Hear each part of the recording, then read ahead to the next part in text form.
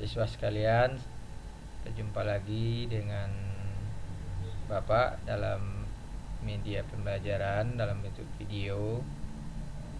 Kita akan membahas kelanjutan materi yang pertama di kelas 11 ini, yaitu tentang struktur dan fungsi sel. Siswa sekalian, sebelumnya Ananda telah mempelajari tentang pengenalan sel, ya, bagaimana sejarah ditemukannya istilah sel. Anak-anak Bapak tentu masih ingat ahli yang pertama yang menemukan istilah sel itu, yang meneliti tentang sel adalah seorang ahli yang bernama Robert Brown, ya, yaitu dari melihat celah-celah yang ada pada gabus penutup foton. Kita lanjutkan pelajaran ini, yakni tentang struktur sel itu sendiri.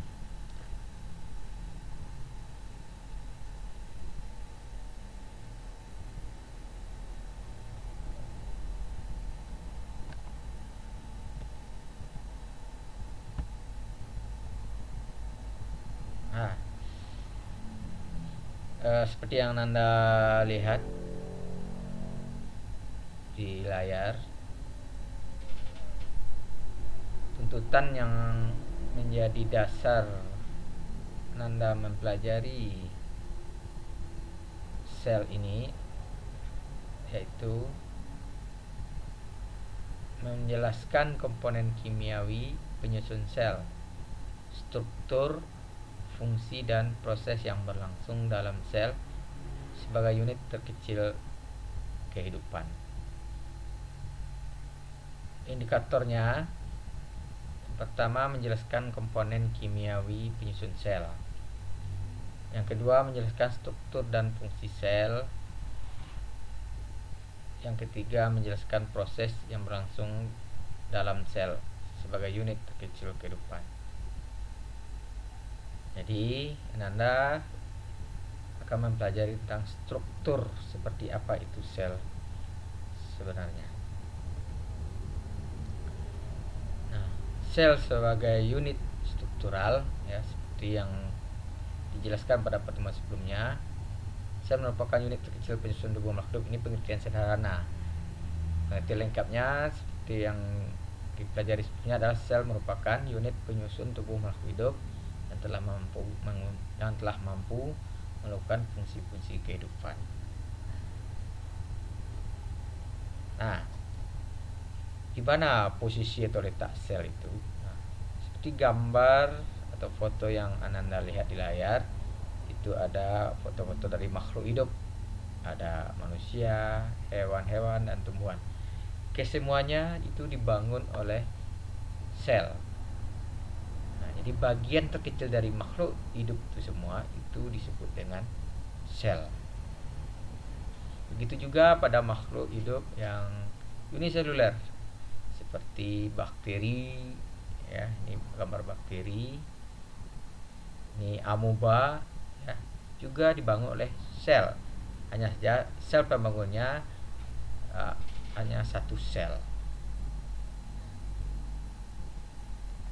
Nah, sel itu juga dibedakan atau dibagi berdasarkan ada tidaknya membran inti sel atau karionnya. Yang pertama, sel prokariotik. Ya, contohnya sel bakteri. Jadi sel prokariotik itu artinya sel yang membran intinya belum ada atau tidak memiliki membran inti. Contohnya bakteri. Kemudian yang kedua, sel eukariotik. Sel eukariotik ini adalah sel yang sudah memiliki membran inti, ya, yang sudah memiliki inti sejati atau disebut dengan nukleus. Kalau pada sel prokariotik yang belum memiliki membran inti disebut nukleoid. Kalau yang sudah memiliki membran inti disebut dengan nukleus. Jadi sudah memiliki inti sejati, itu yang dikenal dengan sel eukariotik. Nah, sel eukariotik ini lah penyusun tubuh-tubuh makhluk hidup multiseluler, termasuk sebagian daripada mikroorganisme yang tergabung ke dalam kelompok eukariotik.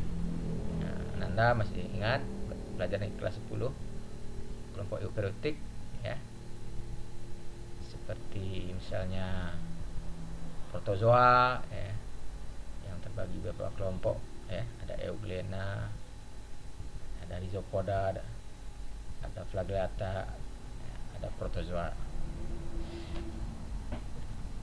Kita lanjutkan. Nah, ini contoh perbedaan antara sel eukariotik ya. Nah, seperti pada layar itu ada gambar daripada atau dua dimensi daripada bakteri. Ini yang Bapak tunjuk adalah nukleoid yang merupakan gumpalan-gumpalan berupa benang, yaitu DNA atau ADN ya, materi genetik. Ini belum dibungkus oleh membran. Nah, kalau kita lihat sel eukariotik ini contohnya gambar dua dimensi sel hewan.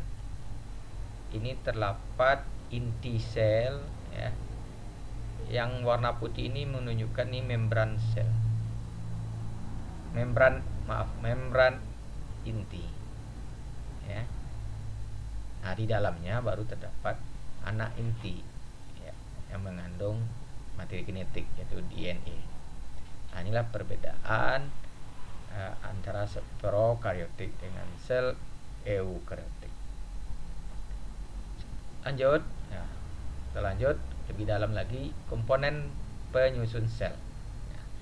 Komponen penyusun sel itu dikelompokkan, ada berupa cairan yaitu komponen kimiawi, ada berupa padatan yaitu berupa organel sel. Nah, seperti apa? Kita lanjut. Nah, komponen kimiawi itu dibedakan atas dua kelompok. Ada yang tergolong senyawa organik seperti karbohidrat, lipid, protein, asam nukleat. Dan senyawa anorganik itu terdiri atas air dan ion-ionnya, kemudian ada mineral seperti nitrogen, klorida, fosfat dan lain-lain. Di komponen kimiawi yang ada di dalam sel itu ada dua golongan. Lanjut. Nah, bagian-bagian sel. Ada tiga bagian utama daripada sel. Yang pertama membran sel. Nah, ini dimiliki oleh seluruh sel. Sel apa saja. Kemudian yang kedua sitoplasma. Ya, ini juga dimiliki oleh seluruh sel. Yang ketiga inti sel atau nukleus. Nah, ini hanya sebagian sel, yaitu sel pada sel eukariotik. Kalau pada sel prokaryotik bukan nukleus namanya, tapi nukleoid. Tapi pada organisme multiseluler, terutama yang kelompok selnya yang bersifat eukariotik, memiliki ketiga-tiganya. Berikut kita bahas satu persatu mengenai membran sel. Nah, seperti yang Ananda lihat di layar, ini model membran sel yang canggih ya. Nah, membran sel itu sangat tipis dan sangat halus sekali. Ini hanya bisa dilihat menggunakan mikroskop yang canggih yang dikenal dengan mikroskop elektron. Nah, gambar seperti ini digambarkan oleh ahli biologi yang bernama Singer dan Nicholson. Di dua orang ahli fisiologi ya, ahli sel, menggambarkan membran itu seperti ini, tersusun atas senyawa-senyawa kimia. Mana saja senyawa kimianya? Ini bentuknya bagian atas bagian bawah sama. Nah, ini namanya sama ya. Apa namanya? Nah, namanya fosfolipid ya, bilayer. Bilayer itu artinya dua lapis. Bilayer dua lapis. Jadi ada dua lapisan fosfolipid. Yang bulat-bulat ini adalah fosfat,